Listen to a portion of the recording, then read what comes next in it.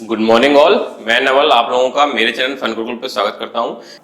इस वीडियो में हम लोग एक एग्जांपल लेंगे minimum span in tree find out करने का यूजिंग प्रिम्स एल्गोरिथम। ठीक है, लास्ट वीडियो में हम लोगों ने प्रिम्स एल्गोरिथम पढ़ ली थी। प्रिम्स एल्गोरिथम को इंप्लीमेंट करके एग्जाम्पल डिस्कस कर लिया था।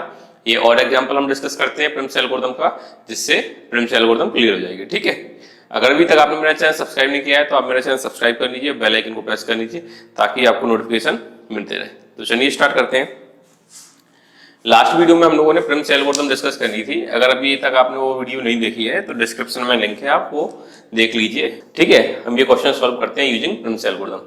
तो हम ये मान के चलते हैं कि अगर हमारा क्या है ए रूट नोड है, तो प्रिम्स एल्गोरिथम में क्या कहते हैं, प्रिम्स एल्गोरिथम में क्या था कि हम एक प्रायोरिटी क्यू मेंटेन करते हैं। ठीक है, प्रायोरिटी क्यू में हम क्या करेंगे, हम की वैल्यू लेंगे उनकी, ठीक है, और पेरेंट नोड मेंटेन करेंगे। और प्रायोरिटी क्यू में जिस भी नोड की वैल्यू कम होगी उसको हम क्या करेंगे, एक्सट्रैक्ट करेंगे। ठीक है, ये प्रिम्स एल्गोरिथम का कंसेप्ट था। तो एक क्यू मेंटेन करते हैं, हम इसको इस तरह से समझ सकते हैं। सबसे पहले नंबर ऑफ नोड्स कितने हैं इसमें, नंबर ऑफ नोड्स हैं ए बी सी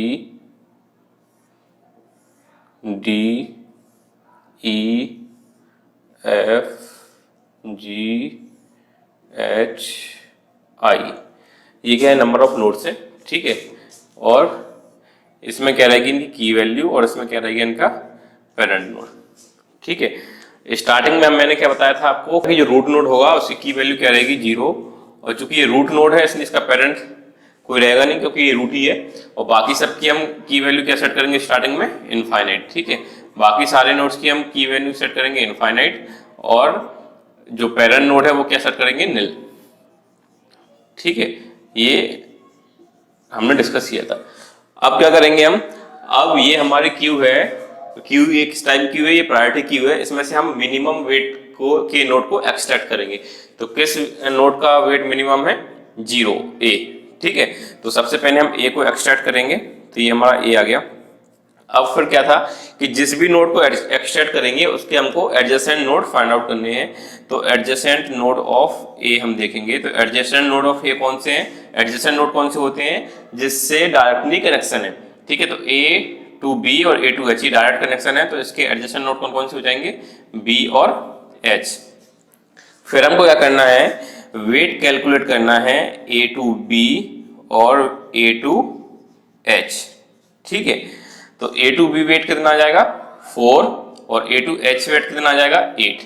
ठीक है, हमको क्या करना है, जो इनका ये वेट आया है इनको प्रीवियस की वैल्यू जो है बी की और प्रीवियस की वैल्यू जो क्या है एच की, इनसे क्या करना है, कंपेयर करना है। ठीक है, और जो भी मिनिमम होगा वो वैल्यू क्या होगी, प्रायोरिटी क्यू में आ जाएगी। ठीक है, तो अब देखेंगे ये 4 है और प्रीवियस की वैल्यू क्या है बी की, इनफाइनाइट है, तो ये क्या है, प्रीवियस की वैल्यू ज्यादा है और सेम ऐसा क्या है एच के साथ है। तो अब क्या होगा, नई वैल्यू अपडेट हो जाएगी बी की क्या 4, और पेरेंट नोड क्या हो जाएगा इसका ए, पेरेंट नोड क्या हो जाएगा ए। ठीक है, सेम एच की प्रीवियस वैल्यू इनफाइनाइट थी तो नई वैल्यू अपडेट होकर क्या हो जाएगी 8। ठीक है, और इसका पेरेंट नोड क्या हो जाएगा ए। ठीक है, तो यहां तक क्लियर है, समझो क्या करना है। सबसे पहले हमको वो नोड एक्सट्रैक्ट करना है जो क्या है मिनिमम है, तो हमने यहाँ पर ए को एक्सट्रैक्ट किया था। ए को एक्सट्रैक्ट किया तो जिस भी नोड को एक्सट्रैक्ट करेंगे उसके एडजेसेंट नोड निकालेंगे। ठीक है, ये डिजिस्त्रा के जैसे डिजिस्त्रा एल्गोरिथम वर्क करती है, सेम कंसेप्ट पे ये फॉलो करती है। ठीक है, शॉर्टेस्ट पाथ कैलकुलेट कर दी सबसे पहले। ठीक है, तो एडजेसेंट ऑफ ए निकाला, बी और एच आए। ठीक है, तो एडजेसेंट जो भी आए हैं उनका वेट कैलकुलेट करेंगे। ठीक है, और प्रीवियस की वैल्यू से कंपेयर करेंगे। ठीक है, तो अब हमारी क्या है प्रायोरिटी क्यू की सिचुएशन ये है। अब हम क्या करेंगे, वो नोड को एक्सट्रैक्ट करेंगे जिसका वेट क्या है मिनिमम है, और ये कब तक करना है, जब तक हमारी क्यू क्या ना हो जाए एम्प्टी। तो हम देखेंगे कौन सा नोड है बी, जिसकी की वैल्यू क्या है 4 है, एच की 8 है, बाकी सब क्या है इनफाइनाइट है। तो मिनिमम की वैल्यू वाला नोड कौन सा है बी, तो हम बी को एक्सट्रैक्ट करेंगे। पेरेंट नोड क्या है ए, तो ए टू बी ये एक्सट्रैक्ट करेंगे, इसकी की वैल्यू क्या है 4। ठीक है, ये हमने एक्सट्रैक्ट किया, तो जैसे ये एक्सट्रैक्ट किया तो हमको क्या करना है, एडजेसेंट नोड सारे देखने हैं। तो एडजेसेंट ऑफ बी देखेंगे हम, तो एडजेसेंट ऑफ बी क्या क्या है, तो एच ए और सी, तो एच ए और सी। अब हमको क्या करना है, इनके एडजेसेंट नोड में की वैल्यू, इनके एडजेसेंट नोड में हम वेट कैलकुलेट करेंगे और उसको प्रीवियस की वैल्यू से कंपेयर करेंगे।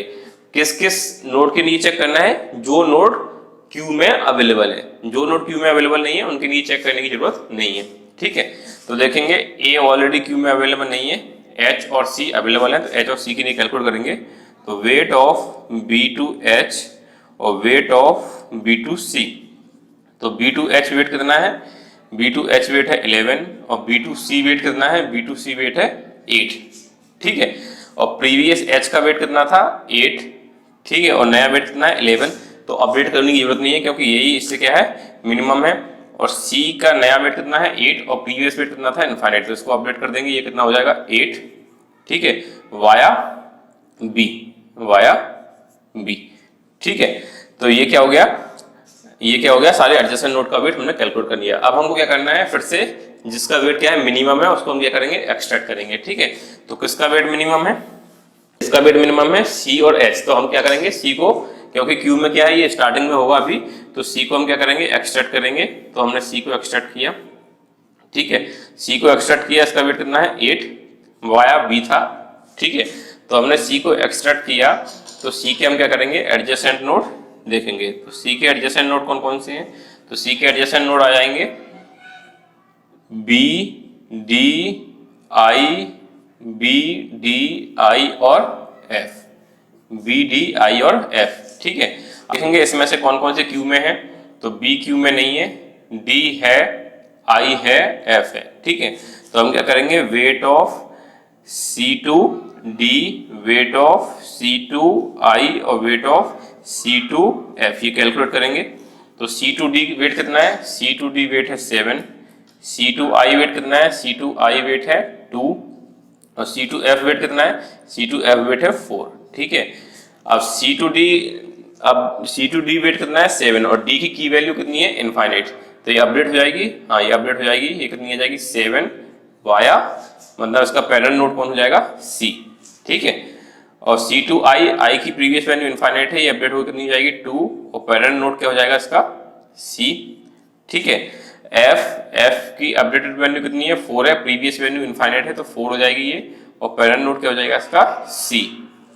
ठीक है, अब हमको क्या करना है? फिर से मिनिमम वेट वाले नोड को एक्सट्रैक्ट करेंगे। तो मिनिमम वेट वाला नोड कौन सा है? I, जिसका पेरेंट क्या है? C। ठीक है, तो I एक्सट्रैक्ट हो जाएगा। ठीक है, और इसका वेट कितना है? 2। तो I एक्सट्रैक्ट हुआ। अब हमको क्या करना है? फिर से जो नोड एक्सट्रैक्ट होगा उसके एडजेसेंट नोड देखने हैं। I एक्सट्रैक्ट हुआ, I के एडजेसेंट नोड देखेंगे। तो I के एडजेसेंट नोड कौन कौन से हैं? I के एडजेसेंट नोड देखेंगे हम। तो I के एडजेसेंट नोड है C, H और G, C, H और G। ठीक है, अब इसमें से हमको क्या करना है? इसमें से देखना है कौन कौन से नोड क्यू में अवेलेबल है। अभी C अवेलेबल है क्या? नहीं है, H है और G है। ठीक है, तो H और G के लिए कैलकुलेट करेंगे हम। तो वेट ऑफ I2H और वेट ऑफ I2G। तो I2H वेट कितना है? 7 और I2G वेट कितना है? 6।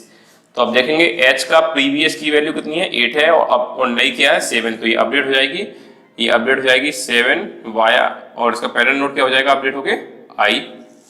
ठीक है, और G की अपडेटेड वैल्यू कितनी है? 6 और पेरेंट नोड क्या हो जाएगा इसका? I।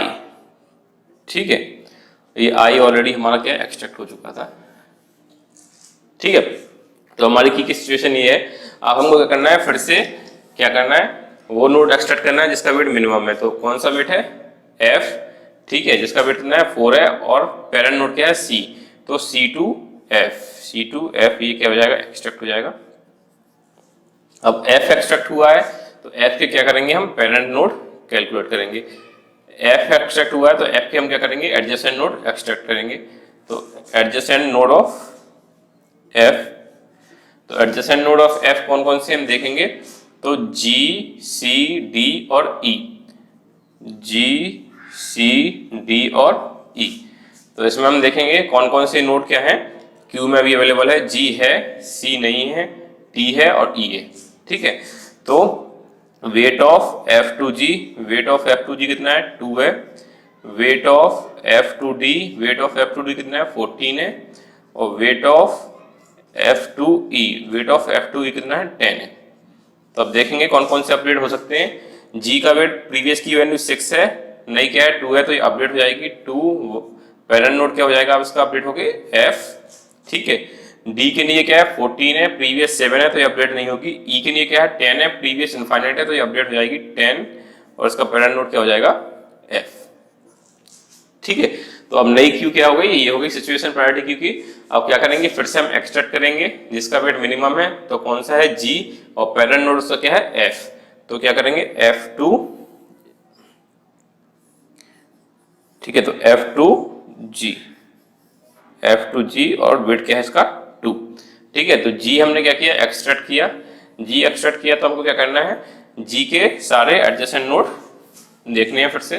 तो एडजेसेंट नोड ऑफ G, तो एडजेसेंट नोड ऑफ G कौन कौन से हैं, I, H और F, I, H और F। अब देखेंगे कि Q में कौन कौन से हैं, I है क्या नहीं है, F है क्या नहीं है, केवल H है। तो वेट ऑफ G2H देखेंगे, वेट ऑफ G2H कितना है, G2H है 1, ठीक है। H का प्रीवियस की वैल्यू कितनी है 7, तो अपडेट हो जाएगी ये 1, पेरेंट नोड क्या हो जाएगा इसका G, ठीक है। तो अब फिर से हम देखेंगे मिनिमम वेट वाले नोड कौन सा है, तो H है, तो H को एक्सट्रैक्ट करेंगे, पेरेंट नोड क्या है इसका G, तो H आ जाएगा, पेरेंट नोड G और वेट कितना हो जाएगा इसका 1। तो H एक्सट्रैक्ट हुआ है, तो H के एडजेसेंट नोड देखेंगे हम, ठीक है। तो एडजेसेंट नोड ऑफ H देखेंगे, एडजेसेंट नोड ऑफ H कौन कौन से हैं, A, B और I, G, A, B, I और G, A, B, I, G, ठीक है। तो देखेंगे इसमें से Q में कौन कौन से हैं, Q में एक भी नहीं है, A, B, I, G, ठीक है। तो कोई भी वेट कोई भी की वैल्यू अपडेट नहीं होगी, ठीक है। तो अब Q में से हमको क्या करना है एक्सट्रैक्ट करना है वो नोड जिसकी क्या है वैल्यू मिनिमम है, ठीक है। क्योंकि अभी Q एम्प्टी नहीं है तो ये चलता रहेगा। तो क्या एक्सट्रैक्ट होगा D, क्योंकि अभी D की वैल्यू क्या है मिनिमम है, तो D एक्सट्रैक्ट होगा, ठीक है। पेरेंट क्या है इसका C और वेट कितना है 7। अब हमको क्या करना है, D एक्सट्रैक्ट हो गया यहाँ से, तो Q में केवल क्या बचा है E, adjacent node of D देखना है हमको। एडजेसेंट नोड ऑफ D कौन कौन से हैं, C, F और E, C, F और E, ठीक है। इसमें से क्या है C और F नहीं है Q में, तो E है केवल। तो हम वेट ऑफ D2E कैलकुलेट करेंगे, वेट ऑफ D2E कितना है 9 है, प्रीवियस की वैल्यू कितनी है E की 10 है, तो अपडेट हो जाएगी ये कितनी हो जाएगी 9 और पेरेंट नोड क्या हो जाएगा इसका D, ठीक है। अब देखेंगे Q में केवल एक ही नोड है तो वही मिनिमम होगा, ठीक है। तो अब E एक्सट्रैक्ट होगा और पेरेंट नोड क्या है इसका D, तो E एक्सट्रैक्ट होगा और पेरेंट नोड कितना है इसका D। तो E एक्सट्रैक्ट हुआ तो Q क्या हो गई अब एम्प्टी, Q एम्प्टी हो गई, इसका मतलब क्या है सारे नोड आ चुके हैं। तो सारे नोड आ चुके हैं मतलब ये स्पैनिंग ट्री है और यही क्या होगा मिनिमम स्पैनिंग ट्री होगा, ठीक है। यूजिंग प्रिम्स हम देख सकते हैं A, B, C, D, E, F, G, H, I सारे नोड आ चुके हैं, ठीक है। और नंबर ऑफ एजेस क्या है नोड -1 है। अब इसका वेट कैलकुलेट करते हैं हम, तो वेट कितना हो जाएगा इसका 4 + 8 12 7 19, 4 + 8 12 7 19 और 9 28 32 34 36 और 37, ठीक है। तो इसका क्या है वेट कितना आ गया 37। तो आई होप आपको ये एग्जांपल समझ में आया होगा। तो प्रिम्स एल्गोरिथम कैसे वर्क करती है इसमें आपको समझ में आया होगा, ठीक है। प्रिम्स एल्गोरिथम की अगर मैं कॉम्प्लेक्सिटी की बात करूं तो प्रिम्स एल्गोरिथम की जो कॉम्प्लेक्सिटी होती है वो होती है order of E log V, order of E log V, ठीक है। प्रिम्स एल्गोरिथम की जो कॉम्प्लेक्सिटी है वो मेनली डिपेंड किस पे करती है, वो डिपेंड करती है कि हम प्रायोरिटी क्यू जो हमारी प्रायोरिटी क्यू है वो हम किस डेटा स्ट्रक्चर का यूज करके मेंटेन कर रहे हैं। फॉर एग्जांपल अगर हम प्रायोरिटी क्यू यूज करेंगे यूजिंग हीप, ठीक है, प्रायोरिटी क्यू अगर हम यूज करेंगे यूजिंग बाइनरी हीप तो ये कॉम्प्लेक्सिटी देगा E log V। और अगर फिबोनाची हीप का यूज करेंगे तो क्या है इसकी कॉम्प्लेक्सिटी और कम हो जाएगी, इसकी कॉम्प्लेक्सिटी हो जाएगी order of E + V log V, ठीक है। तो ये क्या है कॉम्प्लेक्सिटी है ऑफ प्रिम्स एल्गोरिथम, ठीक है। तो मेनली कॉम्प्लेक्सिटी डिपेंड करती है कि हम प्रायोरिटी क्यू कैसे मेंटेन कर रहे हैं, किस डेटा स्ट्रक्चर का यूज करके हम प्रायोरिटी क्यू मेंटेन कर रहे हैं। और ये क्वेश्चन पूछा भी गया था कि हम किस डेटा स्ट्रक्चर का यूज करें ताकि जो प्रिम्स एल्गोरिथम है वो बेटर परफॉर्मेंस दे। ठीक है, तो अभी फिलहाल इस वीडियो में इतना ही। आई होप आपको ये क्वेश्चन समझ में आया होगा। अगर आपको फिर भी कोई डाउट रह गया है तो आप कमेंट बॉक्स में मुझे कमेंट करके बताइए। ठीक है, और अगर अभी तक आपने मेरा चैनल सब्सक्राइब नहीं किया है तो आप मेरा चैनल सब्सक्राइब कर लीजिए, जिससे मुझको मोटिवेशन मिलता रहे। अगर आपको ये वीडियो पसंद आई है तो आप इसको लाइक जरूर कीजिए, अपने फ्रेंड्स के साथ शेयर कीजिए। ठीक है, थैंक यू।